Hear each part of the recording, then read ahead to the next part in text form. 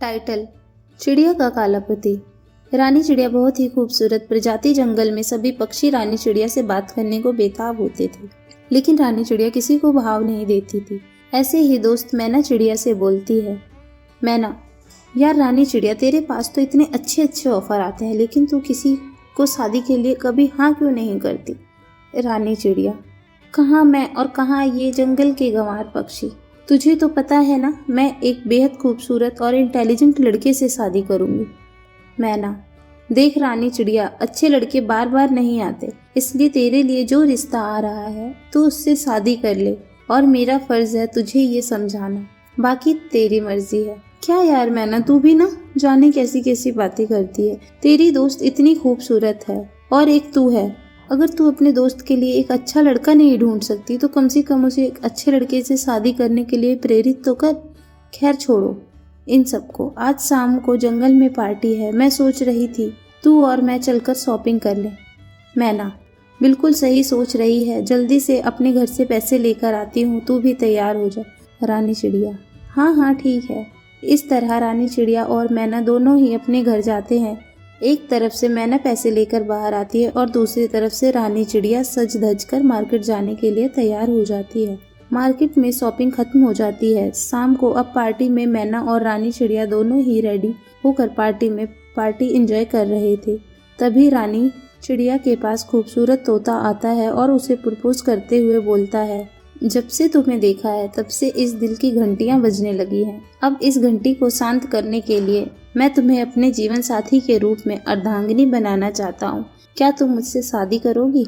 उस हैंडसम तोते ने सरेआम चिड़िया को प्रपोज कर दिया। ये देखकर रानी चिड़िया सरेआम तोते के प्रपोजल को रिजेक्ट करते हुए बोलती है, रानी चिड़िया, तुमने अपनी शक्ल देखी है? तुम्हारी नाक तो पिचकी हुई है। भला मैं ऐसी पिचकी हुई नाक वाले तोते से शादी करूंगी? My foot. रानी चिड़िया तोते को रिजेक्ट करके वहां से उड़ जाती है। तोते की सरेआम बेइज्जती हो जाती है और बेचारा अपने टूटे दिल के साथ सभी पक्षियों के सामने रानी चिड़िया को बद्दुआ देते हुए कहता है, तोता, रानी चिड़िया, तुमने तो मेरे प्यार को ठुकरा दिया है ना। याद रखना, एक दिन तुम्हारे ही प्यार को कोई ठुकराएगा और तुम भी मेरी तरह टूट जाओगी, और जिस वक्त मेरे पास आओगी उस वक्त मैं तुम्हें ठुकराऊंगा।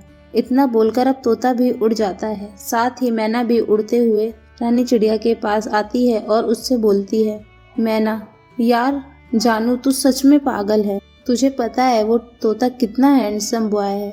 उसने तुझे ऑफर किया, वह भी शादी के लिए, लेकिन तूने क्या किया? उसके ऑफर को भी रिजेक्ट कर दिया।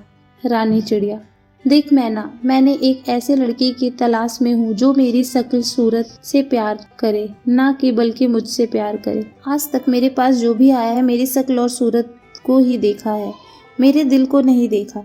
मैं ऐसे इंसान से कैसे कर सकती हूँ शादी जो मेरी शक्ल सूरत के पीछे भागता हो? रानी चिड़िया का जवाब मैना नहीं दे पाती और उसको समझाते हुए दिलासा देकर वहां से चली जाती है। ऐसे ही समय गुजरता है और समय के साथ जंगल है उसको रंगा चील नाम का एक पक्षी दिखाई देता है। रंगा के पंख रंग बिरंगे थे, वह सभी पक्षियों से भी अलग दिख रहा था। रंगा को देख रानी चिड़िया के दिल में घंटियां बजती हैं और अब वह रंगा से बात करने के लिए उसके पास जाने की सोचती है। तभी रंगा उसके सामने आ जाता है और उसे बोलता है, रंगा, एक्सक्यूज मी, ये एड्रेस मुझे बता देना। वो दरअसल मैं यहाँ पर नया आया हूँ, इसलिए मुझे यहाँ के बारे में कुछ नहीं पता। रानी चिड़िया उसको एड्रेस बता देती है, जिसके बाद रंगा वहाँ से चला जाता है। ऐसे में रंगा किसी न किसी बहाने रानी चिड़िया के पास हमेशा आता और उसे अपने नज़दीक या बढ़ाता। समय अनुसार रानी चिड़िया की नज़दीकियों रंगा से बढ़ जाती है और उन दोनों के बीच में प्यार हो जाता है और उस प्यार में उनकी नज़दीकियाँ काफ़ी बढ़ जाती हैं। ऐसे ही कुछ समय गुजर जाता है और रानी चिड़िया प्रेग्नेंट हो जाती है। कुछ समय बाद जब रंगा के पास जाती है और ये खबर सुनाती है तो रंगा गुस्से में उनको बोलता है, रंगा, तुम पागल हो क्या? तुम मेरे चेक क्यों कर रही हो? ना जाने किसका बच्चा तुम अपने पेट में लेकर घूम रही हो और नाम मेरा लगा रही हो। देख रहे हो जंगल के मोहल्ले वाले, ये एक नंबर की कलमोही है, कलमोही। यह सुनकर रानी चिड़िया के पैरों के तले जमीन खिसक जाती है। रानी चिड़िया खुद को अपनाने के लिए भीख मांगने लगती है, लेकिन उसको वह नहीं अपनाता। जिसके बाद वह पर एक तोता आता है और उसे बोलता है, तोता, तुझे बहुत रंग रूप वाले चाहिए थे ना, देख आज क्या हुआ तेरे साथ। भाइयों बहनों, इन जैसे लोगों को हमारे जंगल में कोई जगह नहीं है, इसलिए आप सभी इसको धक्के मार कर निकाल दो, क्योंकि यहाँ इसे कोई नहीं अपनाएगा। वहाँ पर सभी खड़े होकर तमाशा देख रहे थे और कुछ लोग तो उसको निकालने के लिए आगे भी आ रहे।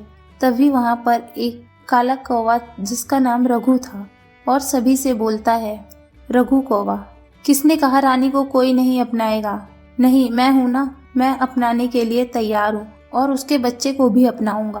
भले ही यहाँ लोग दोगले हैं, लेकिन मैं नहीं हूँ, मैं उसको अपनाऊंगा। रघु की ये बात सुनकर रानी चिड़िया समझ जाती है कि उसका जीवन साथी वही है। भले ही वह काला है, लेकिन वह उसको समझने वाला है। यह सब देख रानी रघु के साथ वो जंगल छोड़कर चली जाती है और वो दोनों खुशी खुशी अपना जीवन व्यतीत करने लगते हैं। टाइटल: छोले भटूरे बेचने वाली चिड़िया बहू। एक जंगल में नोनी नाम की सुंदर चिड़िया अपनी मां सरोज के साथ रहती थी। वक्त रहते सरोज ने अपनी बेटी नोनी की शादी टीटू नाम के कौवे से करा दी, जिसके बाद दोनों खुशी खुशी से अपनी जिंदगी जी रहे थे। शाम को जब टीटू घर आता है तो नोनी चिड़िया कहती है, नोनी अजी आप आ गए, चलिए फ्रेश हो जाइए, आज मैंने आपके लिए खाने में बहुत अच्छी अच्छी चीजें बनाई है। टीटू, मुझे पता है तुमने मेरे पसंदीदा छोले भटूरे बनाए हैं ना, मुझे उसकी खुशबू आ रही है। नोनी, ओम वो धुर्राटे काट दिए, आपको तो पता चल गया। हाँ, मैंने छोले भटूरे बनाए हैं खास आपके लिए। तभी हाथ मुंह धोकर टीटू आ जाता है और दोनों साथ बैठकर खाते हैं तो कहते हैं, टीटू, अरे वाह मेरी प्यारी नोनी, तुमने तो बहुत ही स्वादिष्ट छोले भटूरे बनाए हैं। ऐसे छोले भटूरे तो कोई बाहर बनाकर भी नहीं खिला सकता। नोनी, सच्ची में मैंने इतने अच्छे छोले भटूरे बनाए हैं क्या? चलो अच्छी बात, आपको पसंद आ गए। टीटू, अरे पसंद कैसे नहीं आते, मेरी बीवी ने जो बनाए हैं। मैं तो कहता हूँ कि कभी जरूरत पड़ी ना तो हम छोले भटूरे की ही दुकान लगाएंगे। देखना, लोगों को तुम्हारे हाथ का स्वाद भी मिलेगा और हमारे घर में पैसे भी आएंगे। नोनी, अरे आपने तो काफी अच्छा आइडिया बताया है, चलो अब तुम भी खा लो। वो दोनों खा ही रहे थे कि नोनी की सास मंजू आ जाती है और नोनी अपने सास के पैर छूकर कहती है, नोनी, अरे माँ जी आप आ गई 4 धाम की यात्रा करके, चलो बढ़िया है, आइए ना, आज हमने छोले भटूरे बनाए हैं। माँ जी, जीती रहो खुश रहो, चल आजा तो खिला दे तो जरा मुझे भी अपने छोले भटूरे। सास कौवी से कहते ही नोनी उसे छोले भटूरे देती है। वक्त बीतता है, सब कुछ अच्छा चल रहा था कि अचानक से टीटू कौवे की तबीयत खराब हो जाती है और वो चल बसता है। उसके जाने से नोनी और मंजू का बहुत बुरा हाल हो जाता है, वो टूट जाते हैं। कुछ दिन गुजरते रहते हैं, जैसे कैसे वो अपना घर चलाते रहते हैं, लेकिन अगले कुछ दिन उन पर खाने के लिए भी कुछ नहीं बचता। तभी सास मंजू कहती है, मंजू बहू, घर का सारा राशन पानी खत्म हो गया है, हमारे घर में खाने के लिए कुछ भी नहीं है, हमें कोई झाड़ू पोछे का काम ढूंढना होगा जिससे घर का खर्चा चल सके। आखिर अब घर में खर्चा हमें ही देखना होगा। नोनी, माँ जी आप बिल्कुल ठीक कहती हैं, पर हम करें तो क्या करें? अरे हाँ माँ जी, जब टीटू जी थे ना तो उन्होंने कहा था जब मुश्किल वक्त में हम छोले भटूरे का काम शुरू कर सकते हैं, तो मैं सोच रही हूँ कि वही बना दूँ, क्योंकि मैं बहुत ही अच्छे बनाती हूँ और सबको पसंद भी आएंगे। पर उसके लिए हमें कुछ पैसे चाहिए होंगे, दुकान तो खोलनी होगी ना। मंजू, उसकी चिंता तू मत कर, ले मेरे सोने के हार बेच दे, जाकर इससे हम दुकान खोलेंगे। नोनी मना करती है, पर सास के कहने से नोनी सोने का हार लेकर बेच देती है और मिले पैसों से भटूरे का सामान लेकर आती है। अगले दिन छोले भटूरे बनाकर बेचने लगती है। नोनी, आइए आइए, गर्मा गर्म छोले भटूरे खा लीजिए। मंजू, जी आइए आइए, गर्मा गर्म छोले भटूरे खाइए और जिसके साथ आपको मिलेगा चटपटा अचार। तोता, अरे आपके छोले भटूरे की खुशबू तो बहुत ही अच्छी आ रही है, जरा एक प्लेट मुझे भी तो दीजिए। कबूतरी, और मेरे लिए भी 2 प्लेट पैक कर दीजिए और एक लगा दीजिए। नोनी, जी जरूर, 2 मिनट में आप सबको दे देती हूँ।